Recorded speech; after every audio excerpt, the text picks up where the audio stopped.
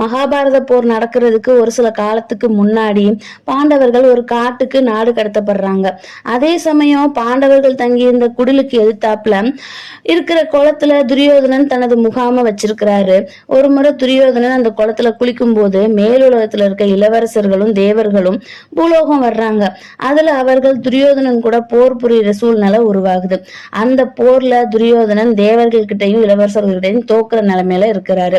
அதை பார்த்த அர்ஜுனன் துரியோதனனுக்கு உதவலாம் அப்படிங்கிறதுக்காக தேவர்கள் கிட்ட இருந்து துரியோதனனா அர்ஜுனன் போர் செய்து காப்பாத்துறாரு. அர்ஜுனனால தான் காப்பாத்தப்பட்டோம் அப்படிங்கறத நினைச்சு துரியோதனன் அதை ரொம்பவே அவமானமா பாக்குறாரு.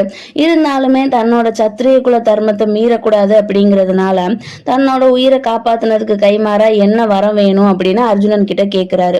ஆனா அர்ஜுனனும் அதை மறுத்துட்டு தனக்கு வேண்டுமானது தேவையான நேரத்துல கேக்குறேன்னு சொல்லி அங்க இருந்து கிளம்பி போயிடுறாரு. இப்போ மெயினான கதைக்கு வருவோம். குருஷேத்திர